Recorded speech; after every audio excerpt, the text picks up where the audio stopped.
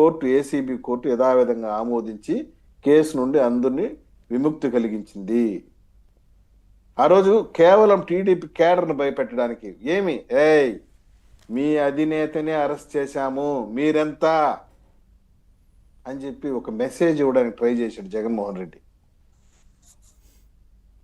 ఇందులో పోలీసుల పాత్ర ఇప్పుడు మీరు చెప్పారు కదా, కొల్లూరు రఘురామరెడ్డి గారు DIG, CBCID IG Sunil Kumar గారు, వీళ్ళ పాత్ర చర్చించాల్సిన అవసరం ఉంది.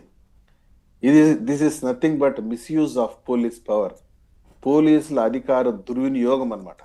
ఇప్పుడు నేను ఒకటే చెప్తున్నాను, మన సుబ్బారావు సార్ కానీ అనలిస్ట్ కానీ చెప్పాలా, ఈరోజు క్రిస్టల్ క్లియర్ గా కడిగిన ముత్యం లాగా చంద్రబాబు నాయుడు గారు బయట వచ్చారు.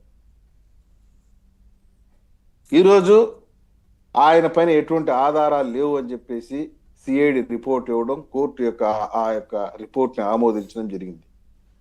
ఆ రోజు నీ అధికార దుర్వినియోగం చేసి చంద్రబాబు నాయుడు గారిని 53 రోజులు పెట్టిన తర్వాత మీ పైన క్రిమినల్ లయబిలిటీ ఉందా లేదా అని నేను అడుగుతున్నా. డిఐజీ రఘురామరెడ్డిని కానీ, ఐజీ సునీల్ కుమార్ కానీ, మీ పైన మీ యొక్క అధికారాన్ని దుర్వినియోగం చేసినందుకు క్రిమినల్ లయబిలిటీ కింద చర్యలు తీసుకుని 2 సంవత్సరాలు వీళ్ళని జైల్లో వేసేటువంటి పరిస్థితి కూడా ఉంది.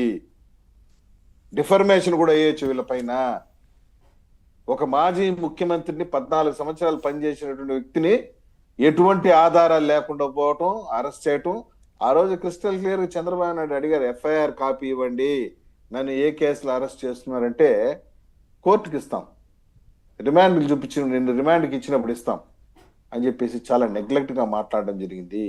ఈ రోజు నేను అడుగుతున్నాను, మిమ్మల్ని ఈ రోజు కాపాడడానికి ఎవరికైనా ముందుకు వస్తున్నారా? రఘురామరెడ్డి గారు, అదేవిధంగా ఆయన సంజయ్ కుమార్ గారు మొన్న జైలు నుండి బయట వచ్చాడు. ఆయన రిమాండ్ లో ఉండి ఏపీపీఎస్సీ కేసు ఏం కేసు నాకు తెలియదు, ఏం కేసులో వచ్చాడు. ఆయన జైల్లో ఉండి ఒక ఐజీ స్థాయి అధికారి. ఎప్పుడైనా చూసాము ఈ రాష్ట్ర చరిత్రలో ఐజీలు, డిఐజీలు, డీజీలు జైలుకు పోయి చెప్పకూడదు తిన్నటువంటి పరిస్థితి? పోలీసు వ్యవస్థకు ఆయన మచ్చని తెచ్చిపెట్టారు మీరు. ఎవరు ఇప్పుడు ఒక ఐపీఎస్ అధికారి అండి ఉంటాడు, ఒక మంత్రి పిలుస్తాడు, పలానా సప్తగిరి ప్రసాద్ని అరెస్ట్ చేయాలంటే ఎందుకు అరెస్ట్ చేయాలి సార్? ఏ కేసులో అరెస్ట్ చేయాలి? ఎందుకు అరెస్ట్ చేయాలి? ఊరికా? ఇది రాజ్యాంగ విరుద్ధం అని చెప్పాల్సింది పోయి అత్యుత్సాహంతో పోయేది గోడలు దూకి అరెస్ట్ చేశారు. ఈరోజు కోర్టు కేసు కొట్టేసింది. రేపు పొద్దున్న నీ పైన డిఫర్మేషన్ వేస్తారు, నీ పైన క్రిమినల్ లయబిలిటీ ఉంది, నీ పైన కేసు పెడతారు. రేపు మేము పెడతాం. తెలుగుదేశం పార్టీ కార్యకర్తలుగా మా నాయకుడిని అన్యాయంగా అక్రమంగా అరెస్ట్ చేశారని చెప్పేసి ఈ రోజు నేను కొల్లూరు రఘురామరెడ్డి పైన, ఇంకొకరి పైన, ఐజీ సంజయ్ కుమార్ గారి పైన, ఆ కేసులో పాల్గొన్నటువంటి ప్రతి ఒక్క పోలీస్ అధికారి పైన నేను కేసు పెడతా. సమాధానం చెప్పాల్సిందే కదా మీరు. మిమ్మల్ని ఎవరు కాపాడతారు? మొన్న చూసాం, పరకామణి కేసులో పోలీసులు ఫోటో వేస్తున్నారు ఈనాడు పేపర్లో. సాధారణంగా దొంగలు ఫోటో వేస్తారు, వీళ్ళ ఫోటో దొంగల ఫోటోలు 3 పోలీస్ అధికారులు పాత్ర హైకోర్టు కూడా చేవాట్లు పెట్టింది. వీళ్ళ పాత్ర పైన కూడా విచారణ జరిపండి అని. రేపు పొద్దున వాళ్ళు కూడా అరెస్ట్ చేసే పరిస్థితి వస్తుంది. మిమ్మల్ని ఎవరు కాపాడతాడు?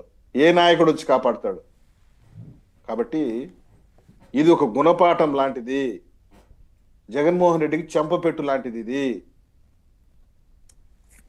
లిక్కర్ కేసులో ఫస్ట్ చంద్రబాబు నాయుడు గారి పైన ఎఫ్ఐఆర్ కట్టారు, కోర్టు కొట్టేసింది, నో ఎవిడెన్స్. తీరా నీ పార్టీ నాయకులు అందరూ వరుస పెట్టి జైలుకు పోయే పరిస్థితి. ఇప్పుడు స్కిల్ డెవలప్మెంట్ కేసు, దాంట్లో ఏమీ లేదు, అసలు స్కామే లేదు.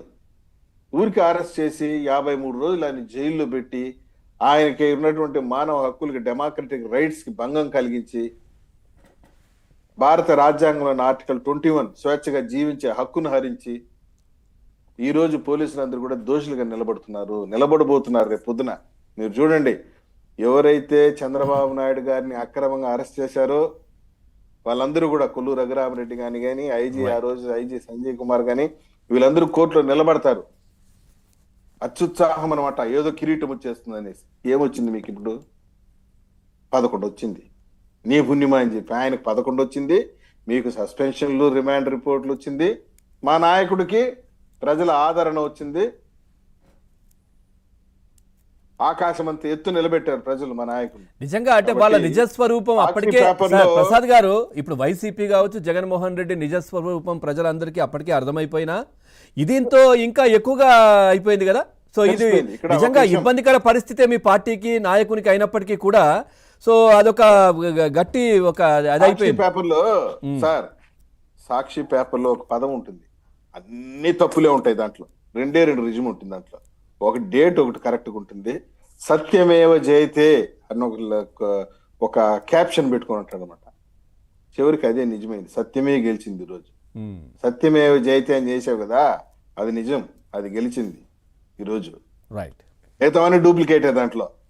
పైగా ఏమి అధికార దుర్వినియోగానికి పరాకాష్ట అని పెద్ద బ్యానర్.